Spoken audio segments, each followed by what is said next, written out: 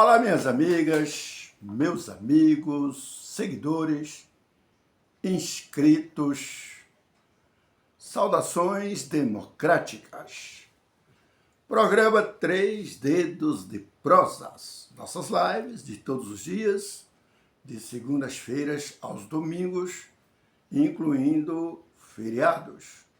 O noticiário e o jornalismo no dia a dia, sob formato de opiniões e comentários abalizados.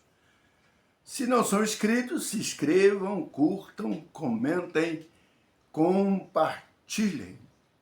Acesse o sininho para a notificação de novas lives. Vamos à primeira das três prosas de hoje.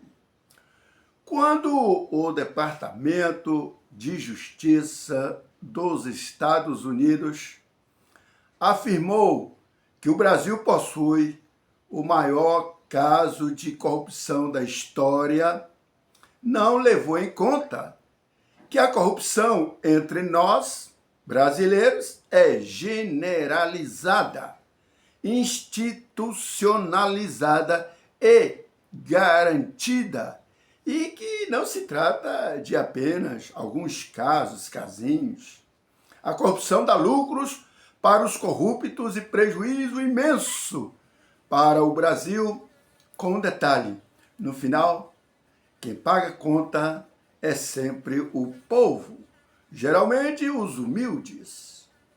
O paradoxo é que mesmo estes pagam sem protestar, já que tem futebol e o carnaval, a cervejinha para curtir e esquecer. Antes, o maior escândalo de corrupção do Brasil era exatamente a Lava Jato, mas a prática se expandiu de tal maneira que a ladruagem se tornou rotineira, ao ponto de uma boa parcela dos que ocupam cargos públicos só pensam em enriquecer rapidamente no menor tempo possível.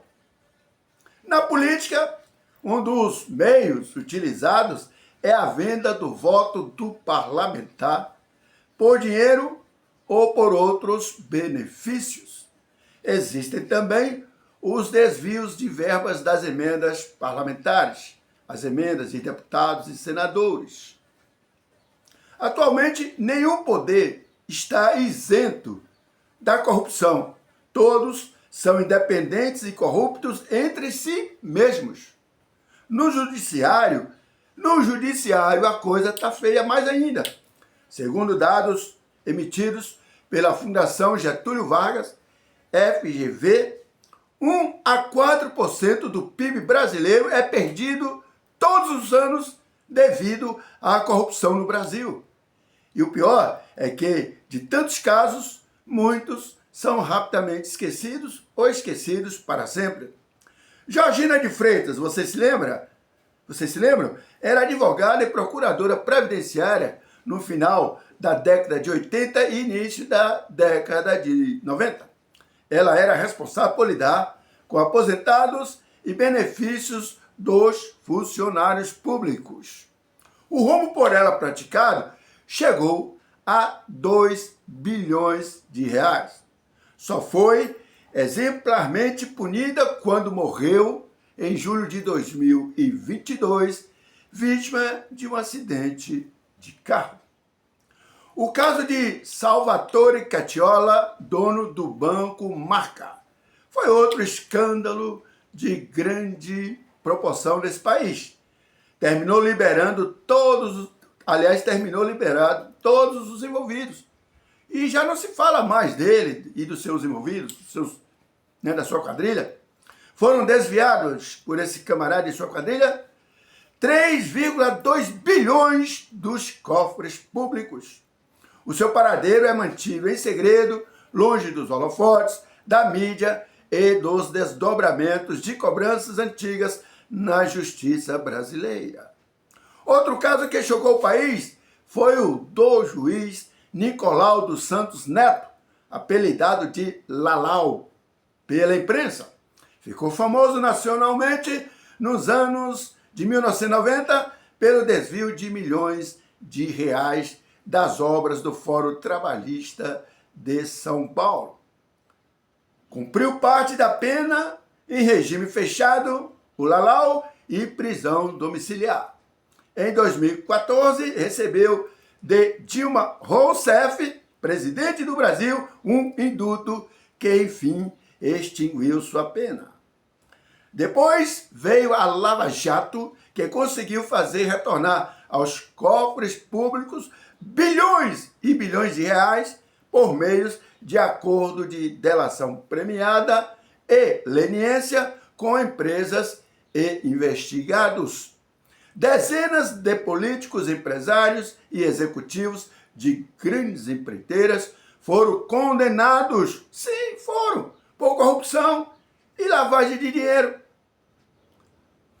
Mas, passado algum tempo, nesse caso da Lava Jato, o Supremo Tribunal Federal, STF, anulou diversas condenações dela decorrentes ao reconhecer incompetência do juízo e falhas processuais, além da declaração de parcialidade do ex-juiz Sérgio Moro.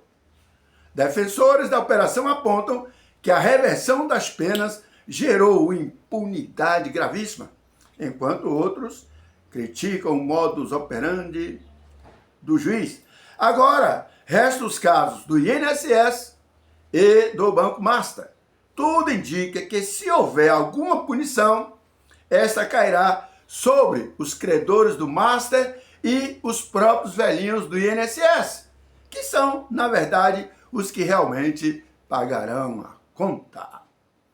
Vamos agora à prosa de número 2. Donald Trump voltou a citar o Brasil ao falar sobre o avanço de governos de direita na América Latina. A declaração reforçou a expectativa de aliados de que o país esteja no centro de uma estratégia política do ex-presidente, aliás, do presidente americano para a região. O presidente norte-americano mencionou uma sequência de vitórias de líderes alinhados para a direita ou à direita, incluindo Santiago Pena, do Paraguai, Nayib Bukele, de El Salvador, Javier Milei, da Argentina, Daniel Noboa, do Equador, Nasri Asfura, de Honduras, Rodrigo Paz, da Bolívia e José Antônio Cast, do Chile. A fala de Trump repercutiu entre apoiadores e críticos em meio ao debate sobre os rumos políticos da América Latina.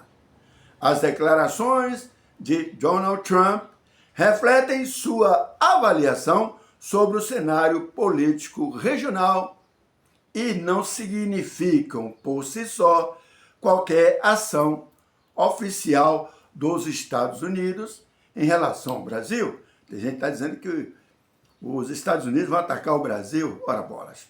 O tema já movimenta as redes sociais. E você? Você acredita mesmo que o Brasil será o próximo grande capítulo dessa disputa política? Comente o que achou. Bom, guerra não, mas alguma intervenção poderá até ser. Vamos agora à prosa de número 3, a última de hoje. Em convenção nacional realizada em Brasília, segunda-feira 27, o Partido Novo oficializou a candidatura do ex-governador de Minas Gerais, Romeu Zema, para a presidência da República. Zema, com 61 anos, será candidato a presidente pela primeira vez em sua carreira política. A convenção contou com a participação de algumas das principais lideranças nacionais do partido, como o senador Eduardo Girão, candidato ao governo do Ceará, e ex-deputado federal também que participou. O Girão é candidato a governador. O ex-deputado federal Deltan Dallagnol, que concorrerá ao Senado pelo Paraná. Com a definição do novo Partido Novo, já são 4 os candidatos a presidente oficializados em convenção. São eles: um tal de Renan Santos, do Missão, MBL, Flávio Bolsonaro, do PL, Ronaldo Caiado, do PSD e Romeu Zema, do Novo. Em seu discurso, Zema disse que o Brasil não aguenta mais, evidentemente, essa questão aí dessa briga, 4 anos de Lula. Se tem alguém que sabe como derrotar o PT, ele disse que é ele. Ele disse ser o mais qualificado, mais preparado para fazer o Brasil prosperar novamente, assim como ele fez com a gestão em Minas Gerais. Também garantiu que no Brasil o setor público carece de bons exemplos. Isso é verdade, Zema, isso eu concordo contigo. É preciso reagir às aberrações que têm acontecido, principalmente no Supremo Tribunal Federal. Então ele disse que vai lutar também contra os maus ministros. Ele disse que ninguém aguenta mais 4 anos de Lula, do PT, nem também do STF. O Partido Novo ainda não definiu quem será o candidato a vice-presidente.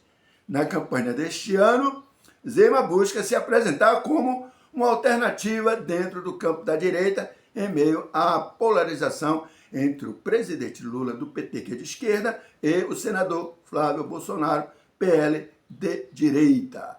Então, vamos ver o que pode acontecer daí para frente. Se gostaram da live, curtam, comentem, compartilhem.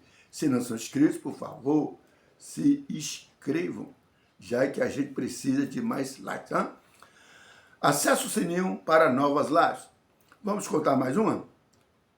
O recado final. Entre o que te contam e o que realmente acontece, há um abismo de silêncio. Aqui, questionamos o óbvio e conectamos os pontos que essas lideranças preferem que você não veja.